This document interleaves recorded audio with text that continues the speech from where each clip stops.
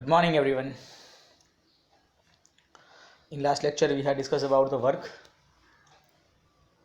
Uh, Now, today, we have to discuss about energy.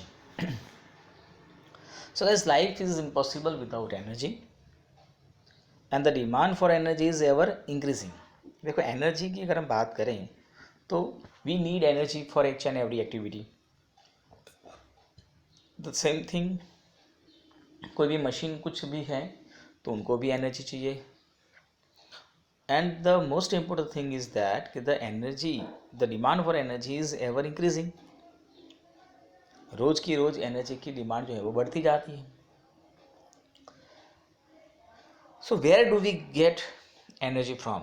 हमें energy किस में से मिलती है? So obviously sun is the biggest natural source of energy. हम सबको एनर्जी उसी में से मिलती है. And many of our energy sources are derived from the sun.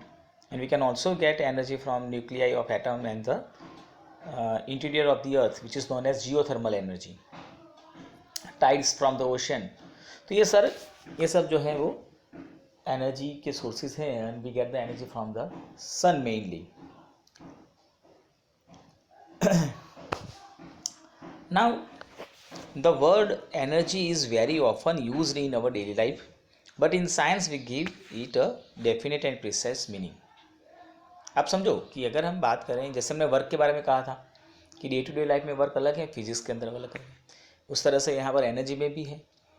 Day to day life में हम एनर्जी जो यूज़ करते हैं, वर्ड यूज़ करते हैं, वो कुछ अलग मीनिंग में होता है, और फिजिक्स में एक प्रॉपर उसको डिफाइन किया गया है.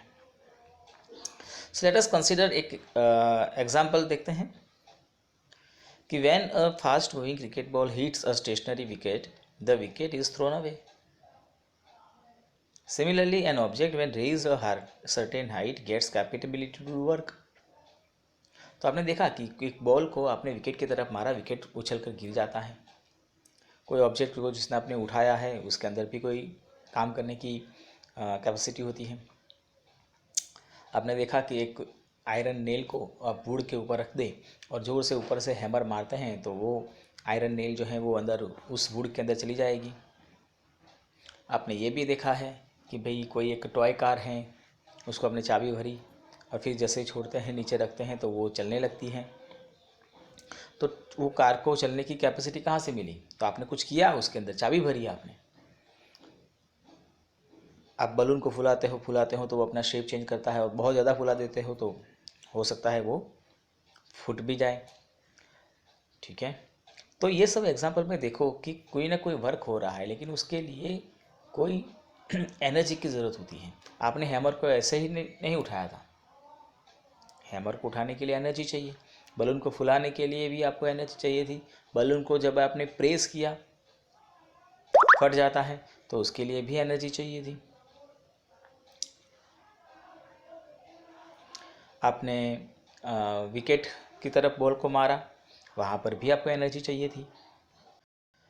तो इन सभी एग्जाम्पल से हमें पता चलता है कि वर्क करने के लिए एनर्जी की रिक्वायरमेंट होती है. तो the capability of doing work is known as energy. और हम कहें तो डिफाइन के तौर पे हम ये कह सकते हैं कि the capability of doing work is known as energy. तो कोई भी ऑब्जेक्ट अगर कोई वर्क कर रहा है तो समझो उसके अंदर एनर्जी है, उसके अंदर कैपेसिटी है वर्क करने की, तो वो एनर्जी को अगर एनर्जी होगी तो ही वो काम कर सकता है. So the object which does the work losses energy and the object which on which the work is done gains energy. ये बहुत इंपॉर्टेंट है, बस दोस्तों ये बात याद रखना. कोई भी ऑब्जेक्ट जो वर्क करता है उसकी एनर्जी लॉस होती है, और कोई भी ऑब्जेक्ट जो एनर्जी जिसके ऊपर वर्क होता है उसकी एनर्जी गेन होती है. ठीक है, so how does an object with energy do work? An object that possesses energy can exert a force on another object. आप समझिए कि कोई एक ऑब्जेक्ट जिसके अंदर एनर्जी है वो दूसरे के ऊपर वर्क कर सकता है और दूसरे को अपनी एनर्जी दे सकता है. जैसे मैंने एक ब्रिक उठाई तो मेरे में एनर्जी थी और वो एनर्जी मैंने ब्रिक के अंदर ट्रांसफ़र करी. अब जब मैं कोई हाइट से ब्रिक को छोड़ देता हूँ तो उसके अंदर वो कैपेबिलिटी है नीचे किसी को भी इंजर्ड करने की.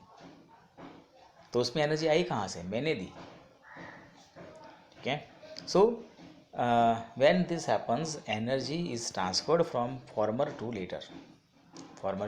लेटर ये ट्रांसफ़र होती है, एंड द सेकंड ऑब्जेक्ट में move as it receives energy and therefore do some work. तो जिसने एनर्जी दी उसकी लॉस हुई, लेकिन जिसके ऊपर वर्क किया होगा उसकी एनर्जी गेन हुई होगी। Thus the first object had a capacity to do work, and this implies that any object that possesses energy can do work. तो इससे हमें ये पता चलता है कोई भी ऑब्जेक्ट जिसके अंदर एनर्जी है वो वर्क कर सकता है। तो आप ऐसे भी बोल सकते हो, आप ये भी कह सकते हो कि वर्क करने की कैपेसिटी वो एनर्जी है, ठीक है। So the energy possessed by an object is measured in terms of capacity of doing work, and the unit of energy is as usual as work, it is joule। क्योंकि joule work को हमने unit, work का unit हमने दिया था joule, और work करने की कैपेसिटी है वो एनर्जी है, तो उसको भी यूनिट हमने दिया है joule. 1 joule is the energy required to do 1 joule of work. 1 joule energy कब कहेंगे, किसको कहेंगे, तो 1 जूल वर्क करने की capacity, it is known as 1 joule of work energy. Sometimes a larger unit of also we have like kilo joule. Kilo मतलब 1000, तो 1 kilo joule मतलब 1000 joules. Luckily the world we live in provides energy in many different forms. तो उसमें हमारे पास हैं अलग अलग forms of energy, kinetic energy, potential energy, mechanical energy, chemical energy, electrical energy, light energy, sound energy, heat energy, numbers of, ठीक है। हमें यहाँ पर 2 एनर्जी के बारे में देखना है, काइनेटिक एंड पोटेंशियल। तो जेम्स प्रिस्कॉट जूल, ये जूल जिसका ऑनर में हमने यूनिट दिया है, वो was an outstanding British physicist and he is best known for his researches in electricity and thermodynamics.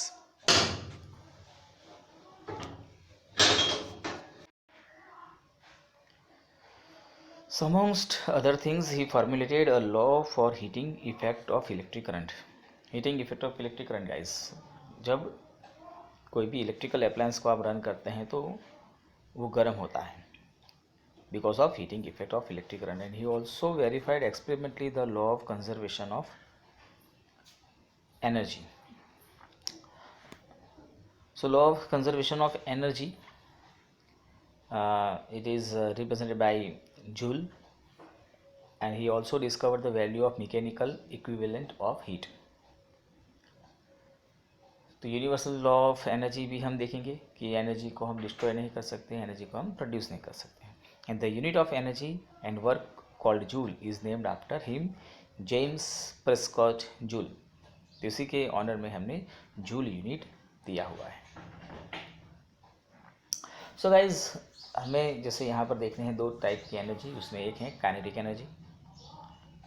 तो काइनेटिक एनर्जी को समझने के लिए आपको यहाँ पर एक एक्टिविटी दी है कि आपको एक बॉल लेना है, हैवी बॉल, और उसको आपको सर्टेन हाइट से सैंड बेड पर छोड़ना है, फ्री फॉल देना है। सैंड बेड मतलब एक सैंड का एक लेयर बना देना है आपको, थोड़ी गीली होनी चाहिए, और अलग अलग हाइट से आप उसको फ्री फॉल दें, 25 centimetre, 50 centimetre, 1 metre, 1.5 metre, etcetera.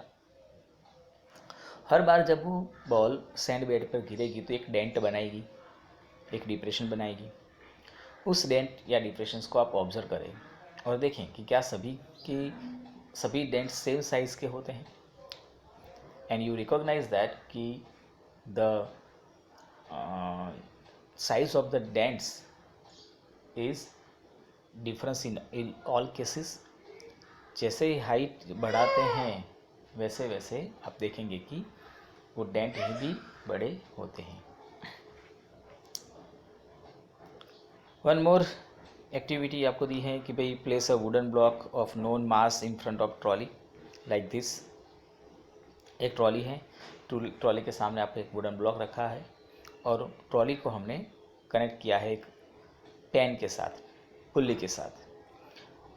Pulley में हम थोड़ा थोड़ा करके वेट रखते जाएंगे, ट्रॉली मूव होगी तो वो ब्लॉक से टकराएगी, रुक जाएगी, फिर हम वेट को इंक्रीज़ करेंगे। एक टाइम ऐसा आएगा कि वो ट्रॉली फिर से मूव करना स्टार्ट करेगी ब्लॉक के साथ। तो ब्लॉक के अंदर ट्रॉली को रोकने की एनर्जी थी, स्टेशनरी था वो। ऐसे हमने वेट्स बढ़ाए, वो हमने क्या किया, ट्रॉली की एनर्जी बढ़ाई। ट्रॉली की एनर्जी बढ़ने से वो ब्लॉक भी आगे बढ़ने लगा।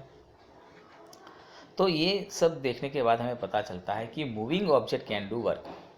ऑब्जेक्ट जो मूव कर रहा है उसकी अंदर वो कैपेसिटी होती है कि वो वर्क कर सके, और जितना ज़्यादा फास्ट वो मूव करता होगा उतनी ही ज़्यादा उसकी एनर्जी होगी।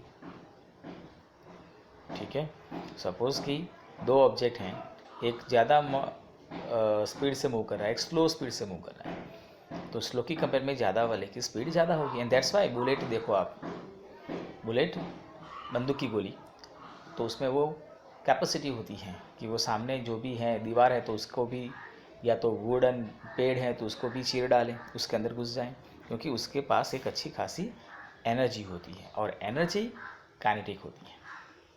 अब देखो जैसे विंड मिल देखो, तो पवन आती है तो विंड मिल घूमती है। Wind mill it's so heavy, बड़ी होती है, काफ़ी भारी होती है, लेकिन फिर भी वो घूमती है बिकॉज ऑफ विंड। तो विंड के अंदर तो moving air has also energy. आप देखो जैसे वो साइक्लोन आते हैं तो आता क्या है, पवन ही तो होता है, ज़ोर से आता है, लेकिन उसके अंदर वो एनर्जी होती है कि वो किसी भी ऑब्जेक्ट रास्ते में जो आए उसको आपको उठा के फेंक दे। So falling coconut, speeding car, rolling stone, flying aircraft, flowing water, blowing wind, running athlete, ये सब काइनेटिक एनर्जी को पोजेस करते हैं। ठीक है, so the kinetic energy of an object increase with its speed.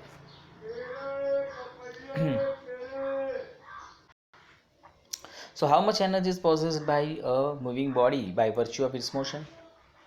तो अगर आप डेफिनेशन से देखें तो हमने कहा कि भाई kinetic energy of a body moving with a certain velocity is equal to do work. ठीक है, तो वर्क इज इक्वल टू क्या था, W into F S. W is equal to F into S. अब F वर्क है और S आपका displacement है। तो अगर हम मान लेते हैं कि हमारे पास एक ऑब्जेक्ट है जिसकी इनिशियल वेलोसिटी u है, फाइनल वेलोसिटी v है, और उसको s जितने डिस्टेंस से हमने डिस्प्लेस किया। ठीक है, अब याद करें हम एक फार्मूला जो चैप्टर नंबर 8 में देखा था, v square minus U square is equal to 2as। v square minus U square is equal to 2as। यहाँ पर अगर आप देखो तो अगर s को सब्जेक्ट ले लो तो बन जाएगा क्या, v square minus U square upon 2a। उसी तरह से हमने देखा था W is equal to M A, F is equal to M A, work force is equal to M A. तो आपके पास जो फॉर्मूला है W is equal to F into S, उसमें हम ये दोनों वैल्यू पुट करेंगे। F की जगह पर रखेंगे एम ए, एस की जगह पर रखेंगे V square minus U square upon 2a। A से ये कट हो जाएगा, बचेगा m into V square minus U square upon 2, या तो आप बोल सकते हैं 1 upon 2 m V square minus U square. लेकिन दोस्तों हमने कहा कि भाई इनिशियल वेलोसिटी u तो हमने 0 ली हुई है, तो u 0 हो जाएगा, तो आपका बचता है W is equal to 1 upon 2 M V square, and this is the work done is equal to the change in the kinetic energy. तो आप कितना वर्क करेंगे, तो हाफ एम वी स्क्वायर जितना, हाफ एम वी स्क्वायर जितना work होगा। तो यही तो है जो एनर्जी है, और यही तो आपका वर्क हुआ। तो हमने कहा था एनर्जी क्या है, तो capability of doing work. So we can replace the W from E. So finally we get the E is equal to 1 upon 2 mv square. This is the derivation of kinetic energy, guys.